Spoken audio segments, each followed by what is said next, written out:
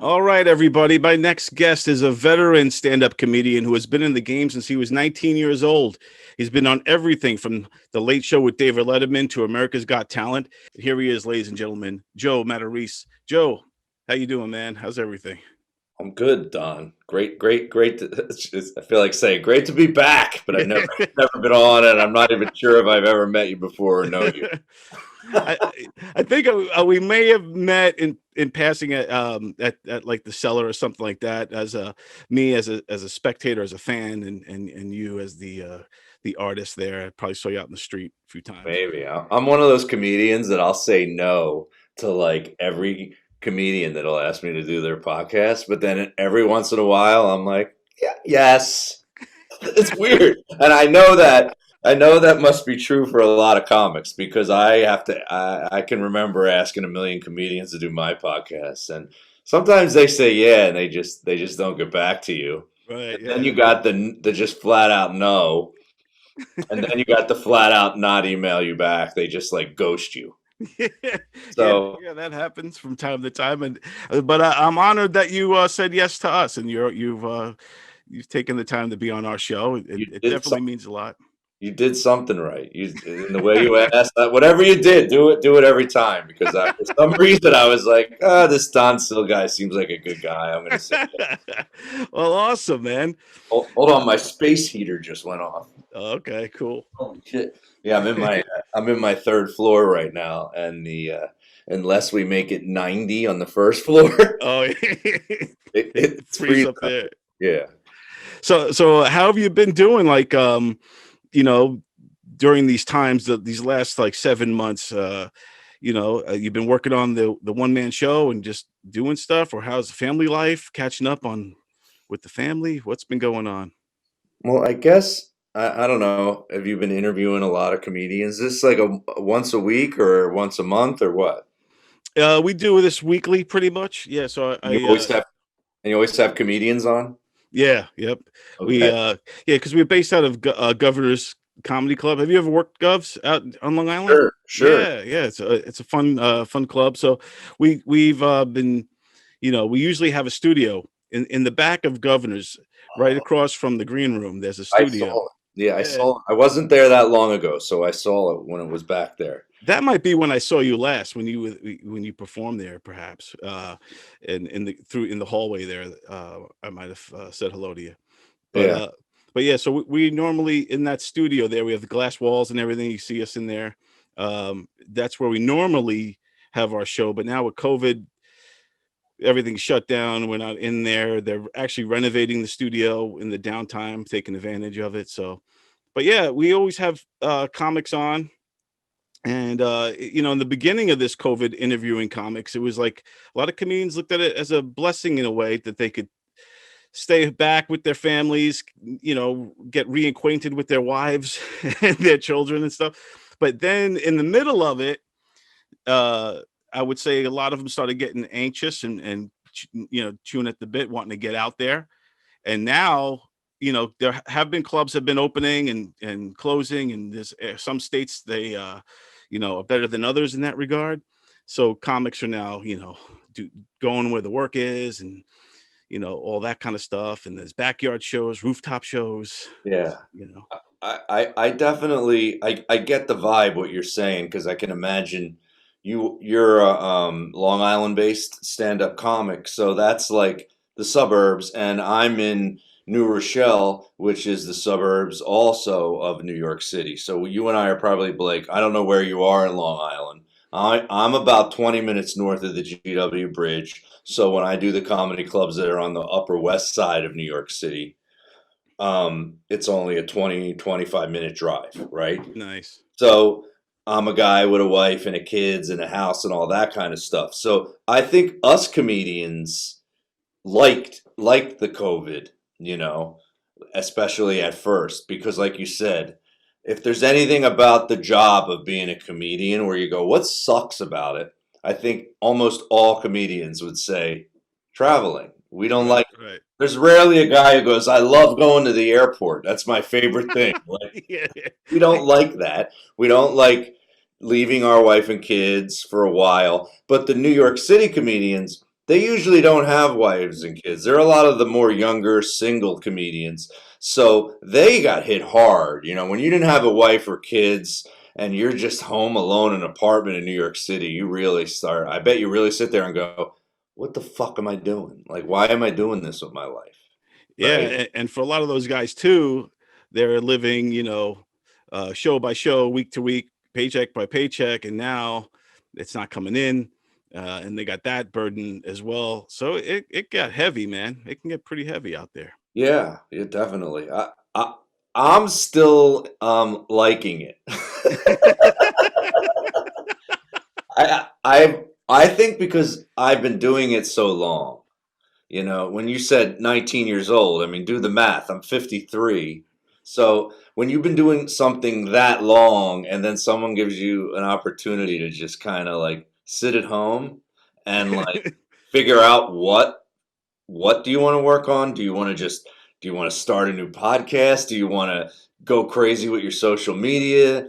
Do you want to write a screenplay? Like, I guess a lot of comedians have been making jokes like, you better be getting something done during this or you're going to really regret it later. Right. Yeah. Like a lot of comics, like you said, they're either refreshing up their acts or writing books or plays or trying to get a TV deal, things like that, trying to push things that they never had time to really work on. And there's going to be a lot of those comics that when it's all done, they just slept through it all. You know what I mean? they didn't take advantage, and they're gonna That's regret it. funny, man. That's like any comedian who's ever done like a cruise ship and you don't like to do cruise ships, which talk about like what comedians hate traveling. And then if you mix, when I did some cruise gigs in my career, and when you have to do one of those and you already don't like traveling, that's like I connect it with, imagine you know the feeling of when you get on, you go up in an airplane and you can't wait to land, and when you land, you feel so good. You're like, I made it, all right. You're going to the hotel, yeah. Like when I was on a cruise and it was like 8 days long, it felt like I was in the air on an airplane for 8 days. Like that's what it felt like to me. So, Yeah. geez. And we had a comedian, Kristen Key, who was on one of those cruise ships that remember in the beginning of COVID, they wouldn't let that one cruise off the. She was on that. And then I was on the Grand Princess cruise ship that got stuck off the coast of San Francisco. Oh, wow. Yeah, my quarantine started a month before everybody else's started. Imagine that, and they won't. It's not like you could walk around the ship. You're stuck in your little room there. Right, you had to stay in your room. Oh, it's so funny because I have like an attention problem. So I realized why I started talking about the cruise because when you said there's going to be comedians that are sleeping it off. Right. Because when I get depressed on a cruise, I will.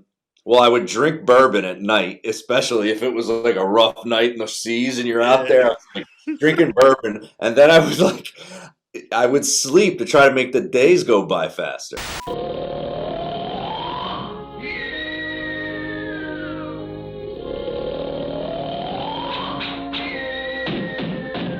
I would just sleep. I'd sleep like 16 hours a day. And it's like what you said, not taking advantage of the opportunity, because you could get off the ship, you could go sightseeing, you could go hang gliding if you want in the Caribbean. Yeah, and you just decided, hey, I don't want to do any of that. I'm just going to stay. I just want this day to end. I'm trying to make it end faster. Like, I guess the fastest way to make a day end is kill yourself. Like, that's really quick. That's probably why. Like, I remember hearing somebody talk about, there's a lot of suicides in comedy here. Like, there's just been lots of them over the years. Yeah. And you always go, it's never somebody whose career was kicking ass at the moment. It's like, but then I'm wrong, because if you think about Freddy Prinze, because I was watching that he was Comedy Store documentary, he was doing great when he killed himself. Freddy Prinze, the co-star of Chico and the Man, was buried today in Beverly Hills. That one always boggles my mind. Even the whole Freddy Prinze thing. the guy was on top of the world. He was the first of that store generation to really make it, and the hit TV show. And Looking good, looking good, looking good. Good looking guy, had all the guy. models. He It's was going young. great. He started the same age you did, I think, like 18, 19 years old. Probably even younger. I come from New York. I'm one of the New York Puerto Ricans. That's why I know I don't look it, right? I got light skin, straight hair. That's from my father. From my Puerto Rican mother, I got my nose and my mustache. And yeah, and if you watch I don't know if you watched any of the documentary on Showtime. Yeah, it's great. Yeah, they said something like that he just had this really dark personality. Like he would just talk about these dark things all the time. It's Patty Hearst. She's guilty. I'm just waiting for the sentence. 10 days at the Memphis Hilton. Opening for Bill Cosby, probably. All of that. Obviously, depression has nothing to do with how your career is doing. You know? Exactly. You look at Robin Williams, and it's a shame. Depression is real. People want you to be a certain way, and sometimes you can't help but be depressed, or just the nature of being. Talk about single comedians and New York and living in LA and that whole lifestyle. A friend of mine has been a Comedy Store comic for at least 15 or 20 years, and he's not really in the documentary, except I saw him in a picture in the Rogan episode. There's Joe Rogan, Bill Burr, and my friend Steve Simone. My poor little brother Marky was so skinny. Yeah. That when he got excited, you could actually see his heart beating in his chest. It's not a lie. He'd be like, oh, that's awesome. We're like, whoa. So Steve just recently said he did what we're talking about with New York comics. He did it in LA. He was like, I'm leaving. This sucks. The rents are high. The place is burning down.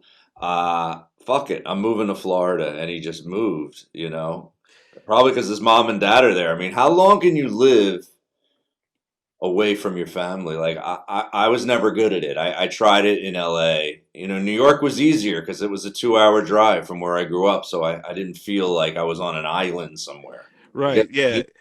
As a comedian, you can't do that. It's like, well, it's starting. That's what I'm hoping that this COVID does, because it kind of is right now, where it's made comedy a thing. You don't need to live anywhere specific to do this. You can just be in one spot. And my wife's that way with her job. I mean, she was going in and out of New York City 5 days a week for her job. Now it looks like it's changed her whole job, where she doesn't have to drive in. And I to the point where I was like, why do we need 2 new cars? Right. We're not going anywhere. Why do we need 2 car payments? Let's get one piece of shit, because I'm not traveling for my job anymore. I mean, I'm getting these virtual jobs now, the world's changing, and I think that a lot of every job has kind of started to cater to this new way, like Zoom and this type of thing, and I think that a lot of guys are on the curve, especially in comedy. Some guys resist it, just like anything else that's new or different, But I do think that even after the COVID crisis is fixed, which hopefully is sooner than later, I still think that this is a new way that's going to stick. That what makes you think that? Because I'm curious. Well, because I don't mind if it sticks. I'm just curious. Yeah. What would make you think, if there was a vaccine and everything goes back to normal, that we're going to still be doing this virtual lifestyle? I think that people now, first of all, I think in the next couple of years, people are still going to be terrified to, even if there is a vaccine, to take off their masks and to be in crowds. I think that's going to take some time for people to have that trust back again, where, oh my God, is it okay to take the mask off? But I also think that like you mentioned, like the convenience of it now. So I guess I interviewed, Doug Stanhope in Arizona last week. Yeah, I saw that. Yeah, and so it's like you can get comedians right now. You're in New Rochelle. I'm here, and we're able to do this. But what makes you think, if it goes back to normal, that it's not going to go right back to, hey, I don't. You're saying because they've lived this and they go, oh yeah, I can do this. Like it makes you think for radio, acting has really changed, and I bailed out of the acting game, and I used to go and audition for things all the time. But when you live in the burbs and you got a wife and kids, you get lazier. You're like, I don't feel like going all. But now that you can audition on your computer in your own house, and even if you get the job, like especially voiceovers, now if you get a voiceover, you don't go there. You can record it from your house. As long as you got one of these, like we're doing right now, they can hook you into some sort of board virtually, and it sounds like you're perfectly in studio recording a TV or radio voiceover. So that's why I think it's going to stick is Right. because of now we've all grown with this technology. Like 7-8 months ago, we didn't know what Zoom was or any of these new things that we've learned, and now it's like so now you'll say, oh well, why should I go in to do the VO if I know that I could just do it right from here? And then the guy will, the client or whatever will be like, I'm supposed to be starting a terrestrial radio show once a week. Either this Friday, it's going to be Fridays, 5 o'clock drive time in Greenwich, Connecticut, with this girl that I know who lived in New Rochelle. But right when COVID hit, she sold her house because her mom was sick and lived in the Midwest, like we're saying. She was able to move there. She sold her house in like a day. Right? Yeah. In Larchmont, New York, this little house, but in a really great area. Sold it in a day, and then was able to buy a way better house out. I don't know where I forget where she lives, if it's like Michigan or something like that. And now we're still able to do this radio thing with her being there, me being here. And she's like, I think you should go into the studio though, right? And in my head, I'm going, no. I don't want to go into if I can do, I go, you can, but she's like not, how you still got the people that aren't savvy with it. Right. Yeah. She's like, wait a second. How can we do it? She's like, I want to be able to see you. And if I can't see you, it might not be in sync. And I'm sitting here in my head. I'm one of these guys.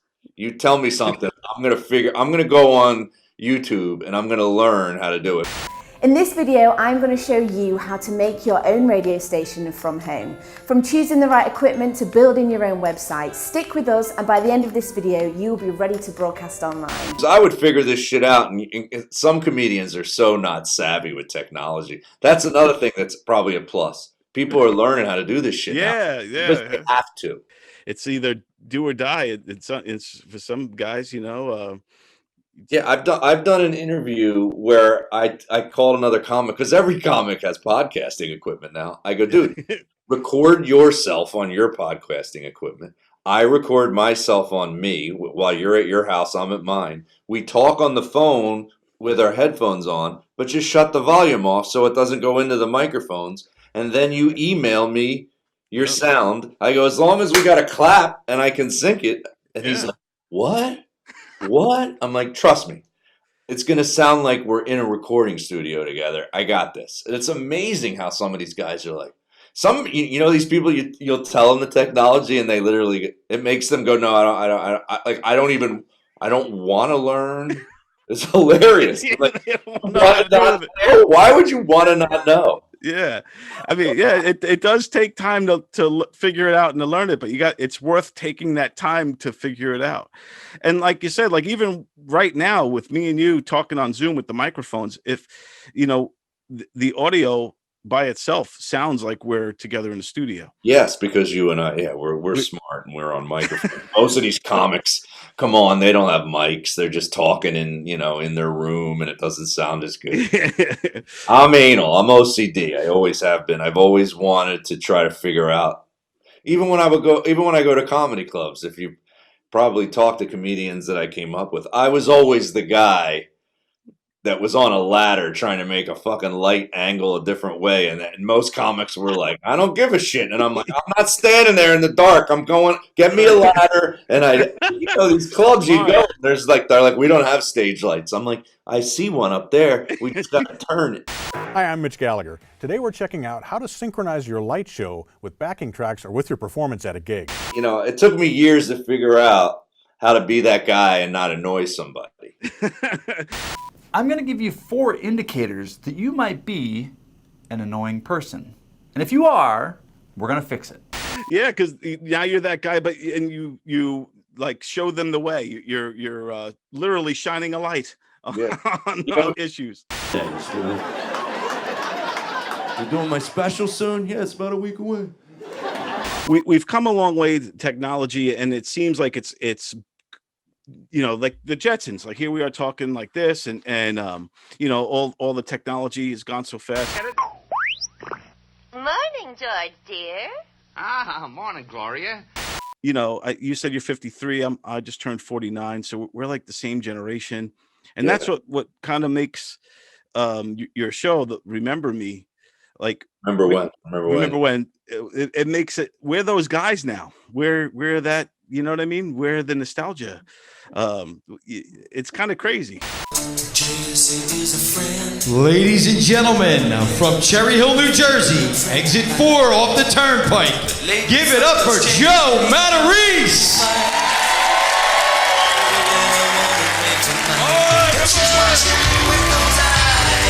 It's funny because I only got to do it once, and then COVID hit. I did it in front of 700 people. It went great, and I was all excited about the one-man show. No matter what I wore, I had no game.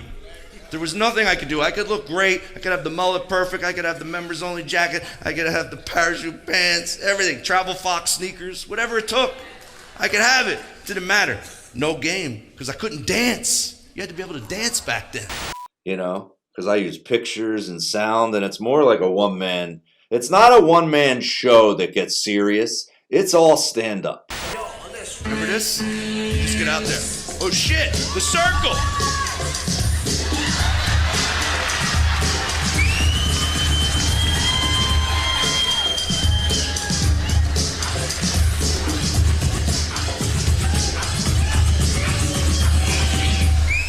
But it's like what I call it, like the Colin Quinn type thing, where it's all stand-up, but it's got a theme. Right. It's not just jokes about this, jokes about that. It has a beginning, a middle, and an end. And COVID hit and shut it down.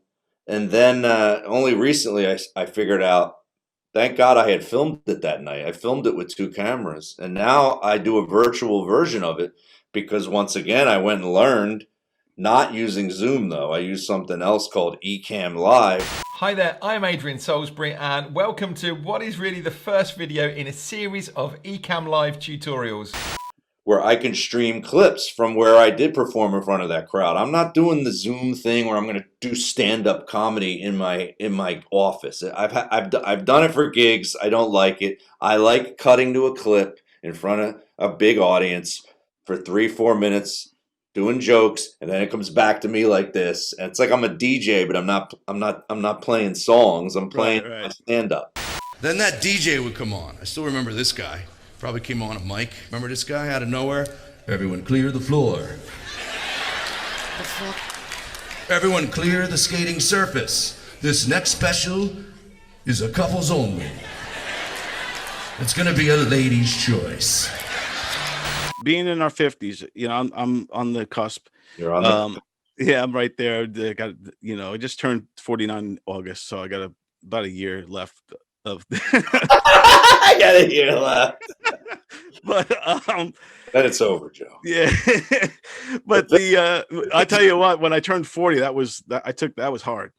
I felt like the sand in the hourglass was over. I felt like all my dreams were done, 40 was rough. I think 50 might be a little easier for me to handle. But I was going to say, I'm at the age where I like getting older now. And I think it's because it's a lot like, what's that song? Live Like You're Dying. Did you ever hear that country? Oh, yeah. Live like you would die. He said, someday I hope you get the chance to live like you were dying. There's something about getting older that you don't care as much because you sit there and go, oh man, like I'm not that far away from when people die, and I could die now. I could die today, and you start to live like that. It's weird. You go, I need to have a good time because It's soon. You feel really close to it when you get in your 50s. The white hair starts coming in, and you're I like, all know. right, here it comes. And the thing too is I still think though when we were kids, that guys in their 50s seemed or they looked a lot older than we do now. I don't know why, if it's the hormones and the food through the years or what, but I feel like our generation as a whole, they always say, 50's the new 30. I think there is some truth to that, because I do think that we seem to be better shape and look younger and more Well, yeah, fit. we definitely work out more than those. I mean, both my grandfathers died at 62, Wow, God bless. and they didn't have they didn't take medicine for cholesterol. They smoked cigarettes. They drank beer. I mean, I drink a lot of beer now, so I feel like I drink probably as much as one of my grandfathers did. But I think also, think about it. They wore like suits like everywhere they went. That was like a generation of like being dressed up. That makes you look older. If you and I were wearing suits right now talking to each other, we'd look 60. That's a good point. We'd still dress like I still dress like I did in like high school, pretty much, jeans and a t-shirt. Yeah, we got like hoodies on. You at least took a shower. It looks like your hair's normal. I just put it on. Yeah, that's great. But it's funny because that's what's cool about doing like stand up and doing shows. Not till recently did I realize that Remember When doesn't need to be nostalgic for our generation. I was talking with Vinny Brand, who booked me at this club, and he's like, he kind of said it to me. He's like, Remember When he goes, everyone no matter what age you are, you have something like in your past where you go, what the fuck was that? What was it doing, right? And he was making me laugh because he was saying nowadays they all get the tattoos. Like, at least what we did, you could get rid of you could cut a mullet. Like, he goes, these guys are going to need laser surgery to take all those tattoos off their arms in 30 years. Especially the kids on their faces. They went through that phase. What comes with face tats is you're pretty much signing off that you're not going to live a normal life. When I do a one-man show or something, and this is really new to me, is doing this thematic stand-up. I started liking it. I started liking watching Christopher Titus, like they were doing stand-up, but it was something they were passionate about talking about. And it told a story. And I don't know, I thought it looked more fun. I was getting bored.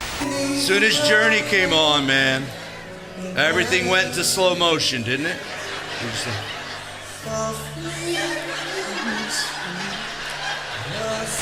Because I'm getting older, I think that comes into play where you start getting really connected with, fuck the money. What do I want to do? Right. What makes me feel really good after I get done doing the performance, And that was one of the things that I liked. I was like, how can I make it more theatrical? And I was even saying this about the documentary to a friend of mine, the Showtime documentary about the Comedy Store. I said, why is it the West Coast guys take more chances? They're more theatrical. I go, is it because there's more of an acting world in Los Angeles? In New York, everybody's just fucking doing their jokes. Nobody's doing anything that's like theatrically. There's a few guys now. There's the one Long Island guy, I guess, who's doing really well on social media. The Italian guy. Is it Anthony Rodia? Anthony Rodia. Yeah. But look at this guy. If people, they don't look in the mirror before they leave the house.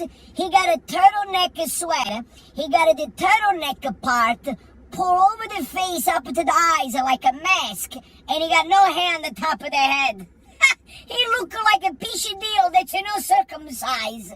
He's making these weird things. He's doing something that's kind of a little theatrical. I don't know what he does when he comes in to have to do a stand-up version of what he does on social media, because he does cartoons, right? He does a whole bunch of stuff, like his online presence, but I think it's completely different from his stand-up. He separates the two. So like he'll do all these things with his uncle, like that funny face, and he does his uncle, then he does something about his father, then he does like the whole family incorporated into it, and then he does song parodies. But then when he gets on stage, he tries to go completely different. I think he still stays on the Italian theme that seems to be working for him, like Maniscalco does, and a lot of other guys do that. But I think I don't think he takes that social media stuff to the stage. I think it's two separate things for him. Your parents ever make you go get the weapon they were gonna hit you with? And they would always lie to you, right? Always lie to you. Dad, you're gonna hit me. I swear to God, I'm not gonna hit you. You said you weren't gonna hit me. I lied. Yeah, but he definitely talks about being Italian, even though it's not doing the cartoons. Because how do you do the cartoons? Right. You know what else got way easier for me was writing material fast when I had a specific thing I was writing about, instead of writing about everything in my life, from being married to kids to living in the burbs to being on antidepressants. I had so many things going on in my head that I could, and then it made me write nothing. But when I was like, I just need jokes about my growing up from 1980 to like 1992. That's it. Everything that happened in that time span. Right, yeah. Believe it or not, that's my mullet when it was tame. I had a long mullet at one time. And I don't know if you can see by that picture, if you look closely, it's kind of curly a little bit. It was growing out. I didn't just have a mullet. I had to step it up a few notches. I permed just the back. From what I dressed like, and then I was like, I can use the pictures. And in my head, for some reason, and I'm the king of saying that I'm trying it for the first time when I'm on stage at the theater. As a stand-up comedian, I'm test marketing things. I'll do one joke. Like, I think you know what it was? What was it? I think I did one joke about something about the clubs that we went to. I knew like all the names of all that. Just saying the name of the club in the city makes people laugh without even having a joke. Like, and I also remember there was a time where we made fun of comedians because we used to say that's an easy way to get laughs. They just go up there and go, "Hey, remember the cheesesteaks at the place?" And like everybody would laugh, and there was never a joke. And they used to make fun of these comedians. They used to call them "remember when" comedians. And I was like, I'm gonna take a concept that makes people laugh without a joke, and I'm gonna write jokes, so it's gonna be even funnier.